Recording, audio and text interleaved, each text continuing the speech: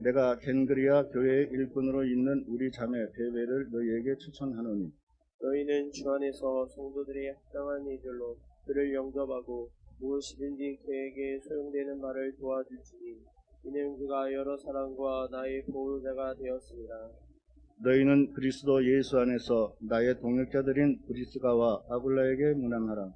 그들은 내 목숨을 위하여 자기들의 목까지도 내어놓았나니 나뿐 아니라 이방인의 모든 교회도 그들에게 감사하느니라. 또 저희 집에 있는 교회에도 문안하라. 내가 사랑하는 에베네도에게 문안하라. 그는 아시아에서 그리스도께 처음 맺은 열매니라.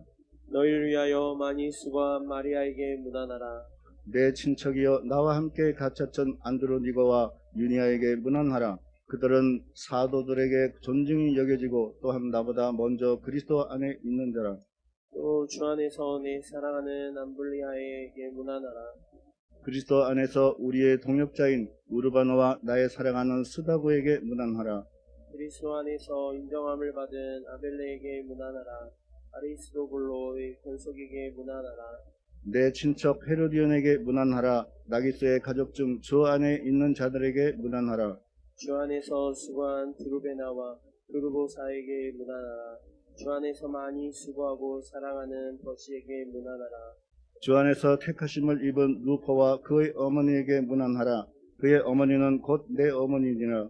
아스은그리도와 블레곤과 허메와 바드로바와 호마와 및 그들과 함께 있는 형제들에게 문안하라. 빌룰로고와 율리아와 또 네레오와 그의 자매와 올름바와 그들과 함께 있는 모든 성도들에게 문안하라. 다 함께 읽습니다.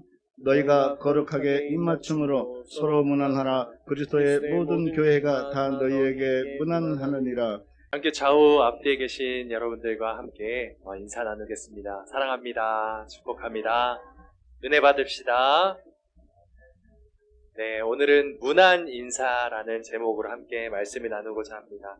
지금 여기 있는 우리들, 앉아있는 우리 모두는 짧게는 10년, 길게는 수십 년간 교회의 지체가 되어 신앙생활을 해 오셨을 것입니다. 그러다 보니까 이 교회라는 장소, 교회라는 공동체가 너무 익숙합니다.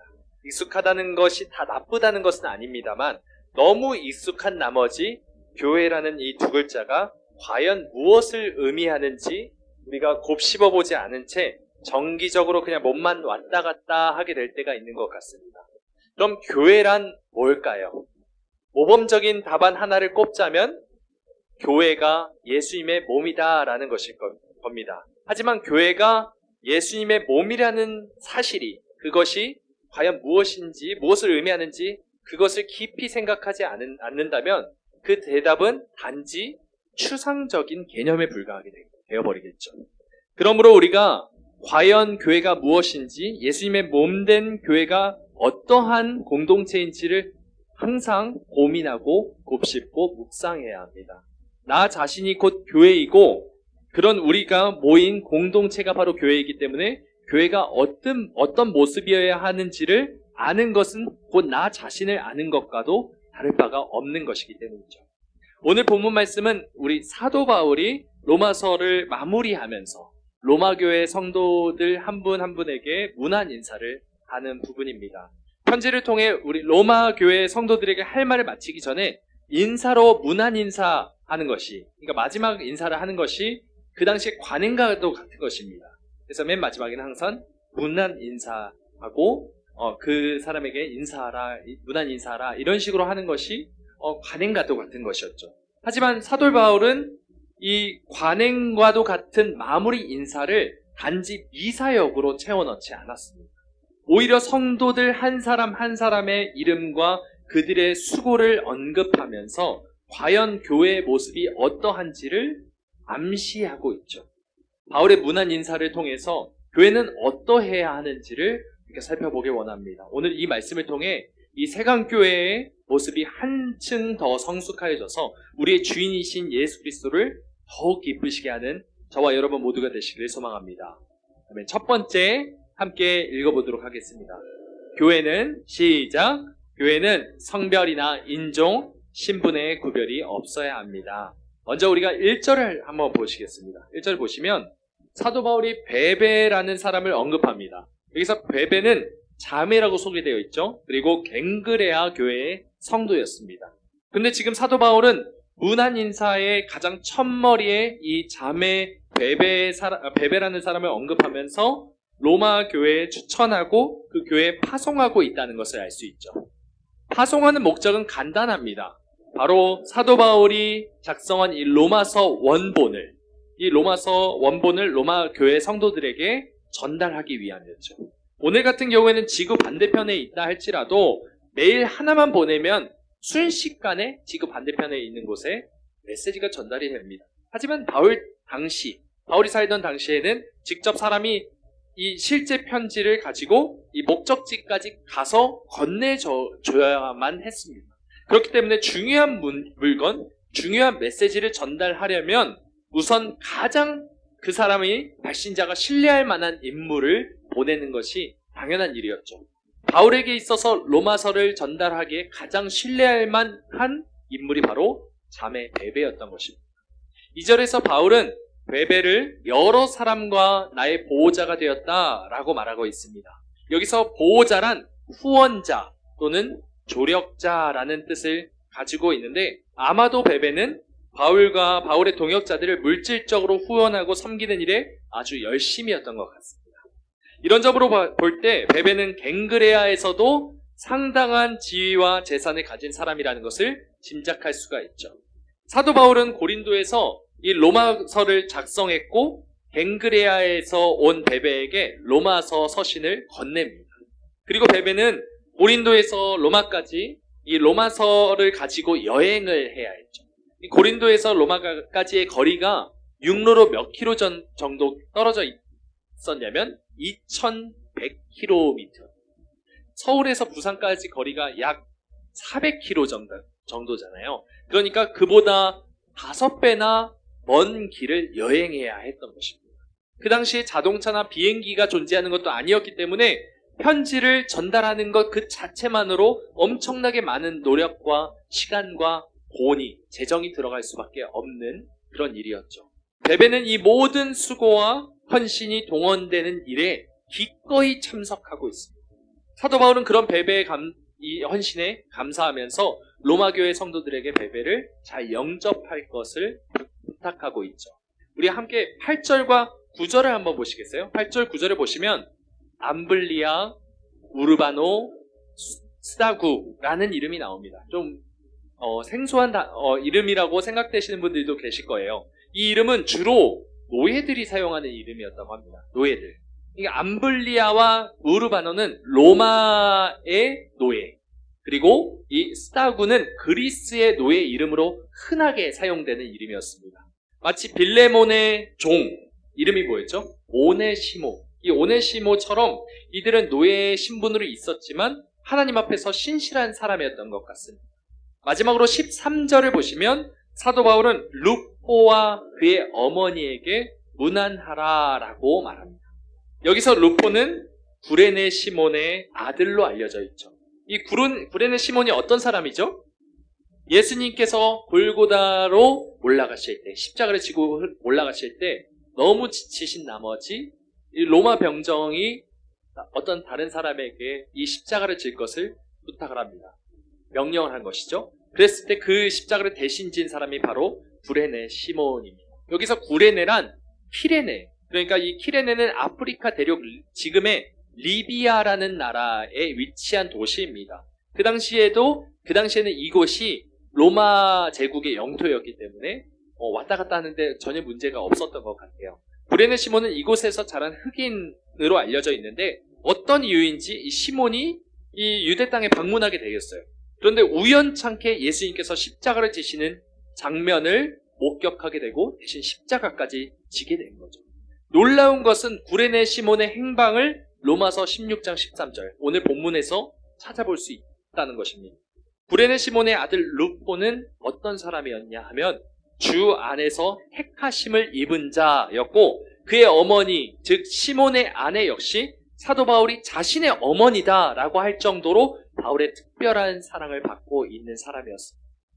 이처럼 초대교회 성도들은 성별이나 인종, 신분 이런 것들의 구별이 없이 모두 예수 그리스도 안에서 한 몸이었죠.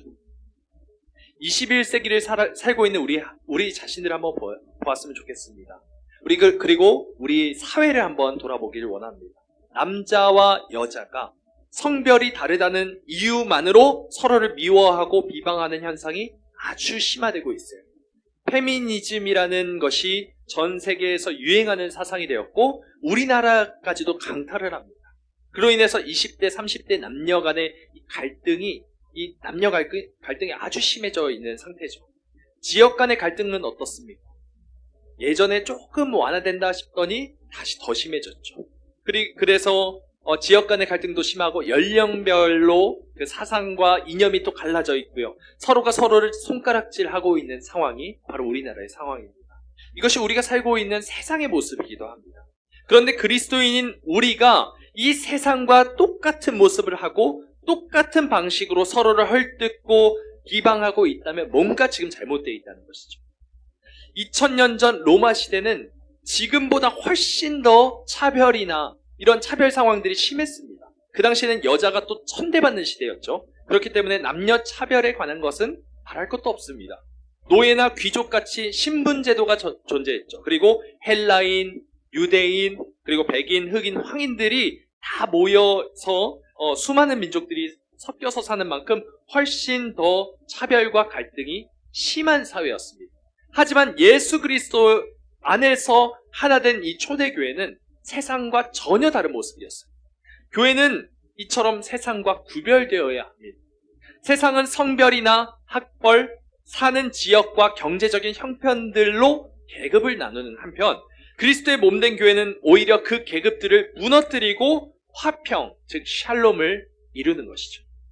우리 세강교회는 이 성도님들 모두가 그 누구도 소외되지 않고 그 누구도 차별하거나 차별받지 않고 모두가 예수 그리스도의 지체로서 한 분 한 분 온전히 존중받고 사랑받기를 원합니다.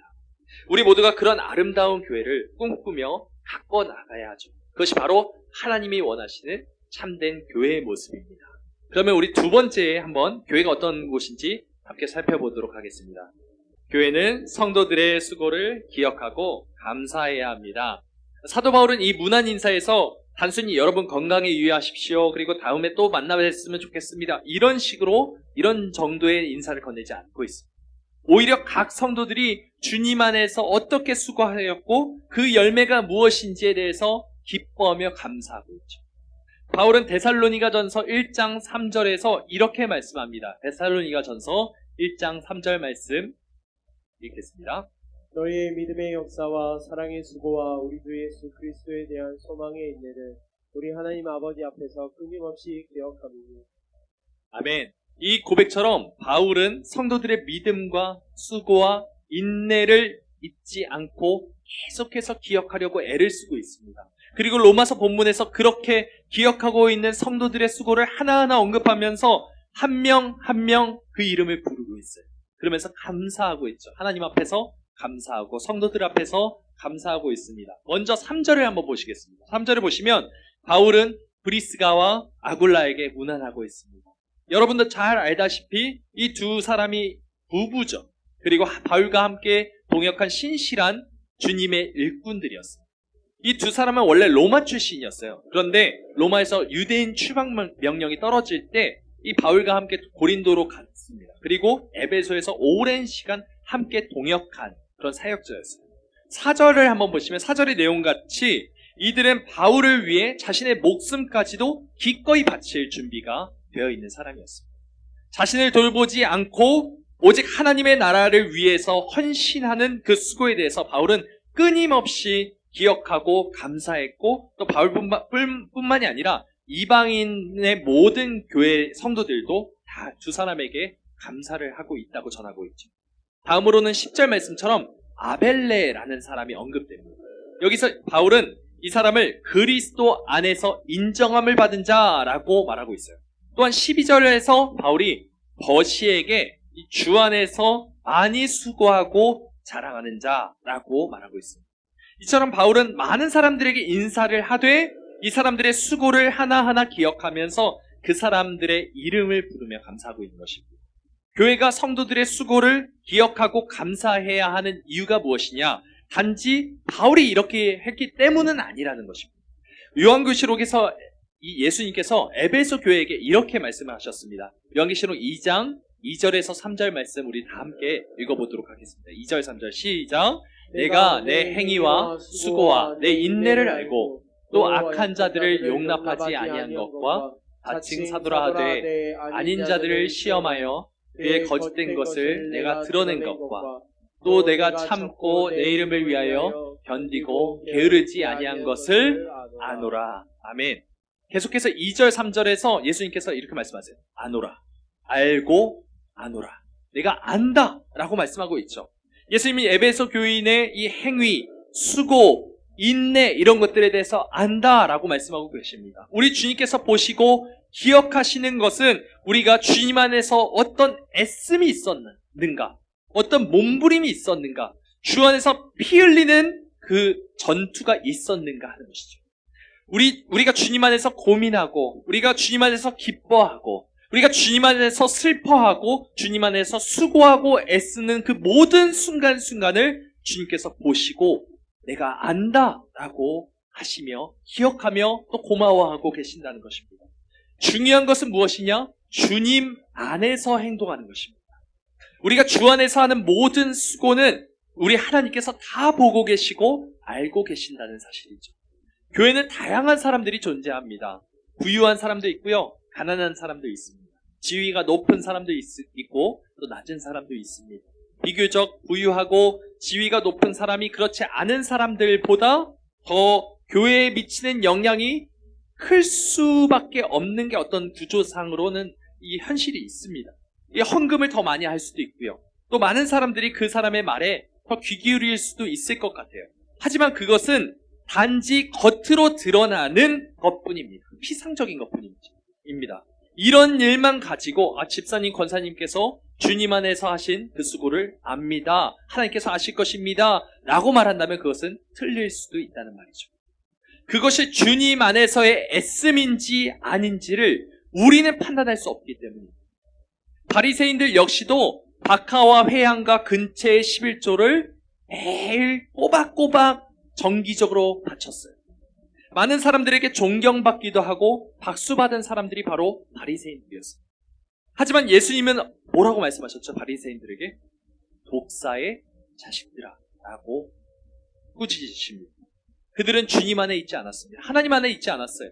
회칠한 무덤과 같이 겉은 번지르르 했는지 몰라요. 하지만 속은 더러운 것들로, 욕심으로, 욕망으로 가득 차 있었죠. 그러니까 우리는 겉으로 드러나는 어떤 행실로 또는 어떤 액수로, 어떤 사람들의 노력과 수고만으로 그가 하나님 안에 있다라고 우리가 그냥 판별할 수 없다는 것입니다. 그것만으로 성도의 수고와 인내를 분별할 수는 없습니다. 우리가 분별해야 하는 것은 주님이 기뻐하신지를 아는 것이 무엇인지를 먼저 깨닫는 것입니다. 하나님이 바리새인들의 행위를 기뻐하지 않으신 이유는 그들의 행위가 그 행위의 출처가 자기 자신을 사랑함에 있었다는 것입니다. 나를 높이기 위해, 내가 더 떠받들여지고 사람들에게 인정받고 칭찬받기 위해 하는 것이 더 우선되었기 때문이죠. 반면에 하나님이 기뻐하시는 사람은 자신의 유익을 구하지 않고 오직 하나님과 사람을 위해 기꺼이 자신을 내어드립니다. 자신을 아끼지 않습니다. 오늘 로마서 16장에서 바울이 언급했던 사람들의 모든 공통점이 바로 이런 사람들이었습니다. 하나님이 기뻐하시는 일을 했고 주 안에서 수고했고 하나님 앞에 인정받은 사람이었다는 것입니다. 이 자리에 있는 우리들도 다 하나님께서 기억하시는 그런 하나님이 기뻐하시는 자들이 되길 소망합니다. 우리 함께 마태복음 7장 22절 23절을 한번 보겠습니다. 마태복음 7장 22절 23절. 많은 사람이 나더러 이르되 주여 주여 우리가 주의 이름으로 선지자 노릇하며 주의 이름으로 귀신을 쫓아내며 주의 이름으로 많은 권능을 행하지 아니하였나이까 하리니 그때 내가 그들에게 밝히 말하되 내가 너희를 도무지 알지 못하니 불법을 행하는 자들아 내게서 떠나가라 하리라. 아멘. 예수님이 하신 이 말씀처럼 우리의 손으로 많은 능력을 행하고 또 우리가 많은 것으로 봉사하고 내어준다 할지라도 그 안에 그리스도가 없다면, 사랑이 없다면 그것은 아무것도 아니라는 것이죠. 정말 중요한 것은 우리의 믿음과 인내와 수고를 우리 주님께서 기억하시고 내가 너의 수고를 안다 라고 인정받을 만한 우리의 마음의 중심이 있냐라는 것입니다. 우리가 국내 선교를 하는 것도 이런 맥락 안에서 해야 합니다. 아무리 많은 수고를 해도 하나님이 인정하시고 하나님이 기뻐하시며 하나님이 기억하시는 것이 아니라면 아무 의미 없는 행동이 될 수 있다. 주님이 인정하실 만한 진실 어린, 진심을 다하는 그런 섬김과 나눔과 구제를 하는 저와 여러분 모두가 되시길 원합니다. 우리 주님은 그런 우리의 마음을 받으실 것이며 기뻐하시며 내가 너를 안다 라고 말씀하실 것이기 때문입니다. 우리 마지막으로 세 번째 함께 읽어보도록 하겠습니다.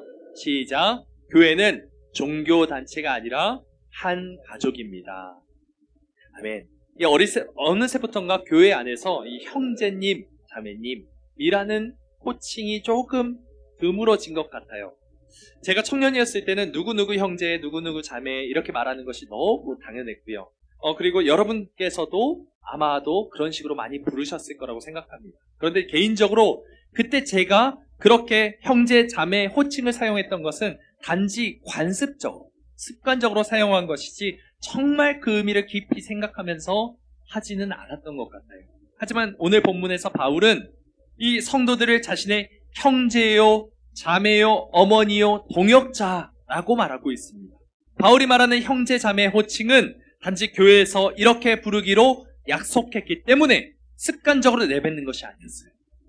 바울이 각 교회들에게 쓴 편지들을 바울서신이라고 하잖아요. 그런데 이 바울서신들의 이 바울서신을 받는 교회 성도들을 부르는 이 사도 바울의 호칭이 뭐였을까요?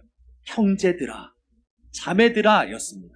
바울서신이 내서 이 형제들아라는 호칭이 약 70번이나 사용될 정도로 사도 바울은 이 성도들을 형제, 자매로 부르는 것을 너무 즐겨했어요. 예수님도 이렇게 말씀하십니다. 누구든지 하나님의 뜻대로 행하는 자가 내 형제요, 자매요, 어머니입니다. 네, 참 놀라운 고백이죠. 놀라운 선포입니다. 우리는 하나님의 원수였습니다. 하나님을 배반한 자였고 하나님을 떠난 자였고 하나님과 완전히 끊어진 자였습니다. 하나님을 반역하고 그 말씀에 철저히 불순종하는 것이 우리의 본성이죠. 하지만 하나님은 이런 우리들을 불쌍히 여기시고 우리를 양자 삼으셨습니다. 하나님의 은혜로 우리는 예수님의 형제, 자매의 신분을 얻게 됐어요. 우리가 주님 안에서 한 형제이자 자매라는 것은 단지 상징이나 비유만이 아니라 실제로 그렇다는 것을 예수님께서, 사도 바울이, 그리고 성경이 그렇게 증거하고 있습니다. 이처럼 바울은 예수님의 말씀대로 하나님의 뜻대로 행하는 자들을, 성도들을 자신의 형제요, 자매임을 실제로 생각하고 진짜 그렇게 생각하며 여겼습니다. 말로만 형제, 자매라고 하는 것은 중요하지 않아요. 정말로 성도들 한 사람 한 사람을 형제, 자매라고 생각하고 있는지 내 마음이 중요한 것이죠. 우리는 어느새 교회를 종교단체와 같이 여기고 있는지 모르겠습니다. 일주일에 한두 번 정기적으로 예배당에 나오고요. 성도들끼리 서로 적절한 거리를 유지하면서 미소를 잃지 않는 얼굴로 그렇게 서로의 안부를 묻는 것. 사실 이런 것은 기독교가 아니라 다른 종교에서도 다 할 수 있는 것입니다. 하지만 정말 이 사람이 내 형제이자 내 자매이며 혈육과도 같은 존재라고 생각하며 그렇게 대우하는 것은 참 어렵죠. 교회는 단지 종교단체가 아닙니다. 우리가 서로를 실제로 가족처럼 여기고 그렇게 사랑한다면 이 교회에 무슨 일이 일어날지 참 궁금합니다. 우리는 성경 말씀을 단지 좋은 교훈이 담긴 인생의 지침서, 자기계발서 또는 어떤 종교 경전 따위로 여기는 것이 아니죠. 그렇게 여길 때가 있습니다. 하지만 성경은 실존하시는, 실제로 존재하고 계시는, 살아계시는 하나님의 입술로, 그리고 그 숨결로 되어진 살아계신 하나님의 말씀입니다. 이 말씀은 능력이 있어서 반드시 이루어지는 힘이 있어요. 하나님의 말씀은 우리의 삶의 실제이며 삶의 목적이 됩니다. 믿으십니까? 하지만 우리는 이 사실을 머리로는 알면서 그렇다고 공인은 해요. 하지만 정말로 그렇게 생각하며 행동하지 못할 때가 참 많은 것 같습니다. 교회는 한 가족이다 라는 성경의 가르침을 단지 비유적으로 생각하거나 실제로 그렇게 믿지 않고 행동한다면 우리는 단지 종교단체에서 종교 생활을 하는 것뿐 그리스도의 몸의 신비를 명확하게 알고 있지 않다는 의미입니다. 본문 16절 말씀은 이렇게 말씀해요. 너희가 거룩하게 입맞춤으로 서로 문안하라. 그리스도의 모든 교회가 다 너에게 문안하느니라. 아멘. 바울은 그리스도의 모든 교회가 로마 교회 성도들에게 문안한다라고 말하고 있습니다. 여기서 모든 교회란 정말로 모든 교회예요. 터키도 있고요, 이스라엘도 있고요, 또 안디옥에도 있고요, 또 많은 로마와 또 그리스에 있는 수많은 그 초대 교회 전체가 다 로마 교회에게 문안하고 있다라고 말하고 있습니다. 이 당시 초대교회는 한 지역에 있는 초대교회의 성도들끼리 형제 자매처럼 여기고 신앙생활을 했을 뿐만이 아니라 모든 교회가 함께 교제하고 함께 연합했습니다. 사도신경에도 뭐라고 말하고 있죠? 거룩한 공예와 성도가 서로 교통하는 것과 라고 하면서 그것을 우리가 믿습니다 라고 말하죠. 그 믿음을 고백하도록 하고 있습니다. 하지만 오늘날 한국교회의 모습은 어떻습니까? 철저히 내 교회, 우리 교회만을 강조하는 것이 참 슬픈 현실입니다. 다른 교회, 다른 교파 사람들은 단지 외부인이자 모르는 사람이에요. 이럴 때일수록 우리는 더욱 이 땅에 있는 모든 그리스도의 몸된 교회를 우리의 혈육처럼 여겨야 합니다. 우리 가슴에 품어야 합니다. 이들이 아픈 자식처럼 여겨야 하고 그들을 위해서 기도하고 우리 모든 것을 다하여 섬겨야 합니다. 우리가 이 땅에 세워진 모든 그리스도의 교회를 위해 기도하며 각 성도들의 영적인 유익과 믿음의 성숙을 위해서 계속해서 기도하며 그렇게 지지하기를 소망합니다. 그런 이유로 우리는 더욱더 국내 선교에 힘써야 합니다. 물심양면으로 우리의 가족을 돌봐야 해요. 남이 아닙니다. 내 가족입니다. 주 안에서 우리는 다 혈육이고 내 자매입니다. 오늘 본문을 통해 사도 바울은 로마 교회 성도들에게 문안을 인사를 하고 있어요. 하지만 이 문안 인사는 단지 인사치료로 끝나는 것이 아니었습니다. 사도 바울은 인사를 통해서도 그리스도의 몸된 교회가 어떠한 모습인지를 보여주고 있어요. 단지 인사를 통해서. 교회는 성별이나 인종, 신분의 구별이 없어야 합니다. 교회는 성도들의 수고와 인내와 그 모든 행위를 기억하고 감사해야 합니다. 교회는 종교단체가 아니라 한 가족입니다. 우리 교회, 세강교회 성도님들 모두가 이 사실을 기억하며 교회의 참모습을 꿈꾸며 그것을 이루며 나가길 원합니다. 아직 부족해도, 아직 불완전해도 우리는 하나님이 뜻하신 이 교회의 모습을 이뤄가기 위해서 힘을 써야 합니다. 이 교회가 하나님 보시기에 더욱더 아름답고 성숙하며 하나 될 수 있기를 소망합니다. 우리 모두가 그리스도의 몸된 교회의 지체임을 기억하며 우리의 삶을 통해 예수 그리스도의 사랑과 평화, 화평, 샬롬을 온 땅 가운데 밝히 드러내기를 주님의 이름으로 간절히 소망합니다. 아멘. 우리 함께 기도하시겠습니다.